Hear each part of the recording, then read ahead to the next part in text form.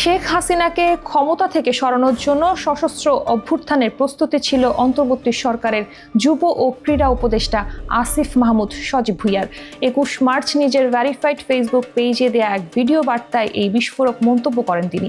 আসিফ জানান, ৫ তারিখের মধ্যে পরিকল্পনা সফল না হলে অস্ত্র তুলে নেওয়ার ঘোষণা দেওয়ার প্রস্তুতি ছিল তাদের।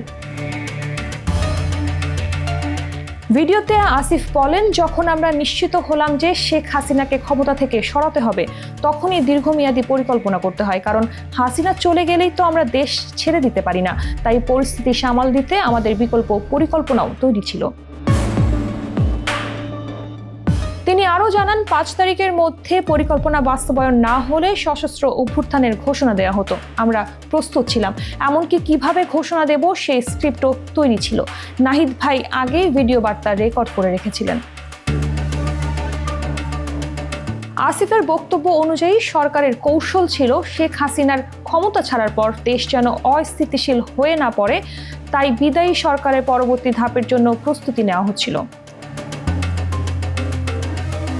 উপদেষ্টা আসিফের ভিডিও বার্তা ইতোমধ্যে সামাজিক যোগাযোগ মাধ্যমে ব্যাপক আলোচনার জন্ম দিয়েছে। এই বক্তব্য পরবর্তী রাজনৈতিক প্রেক্ষাপটে কি প্রভাব ফেলবে তা এখন দেখার বিষয়।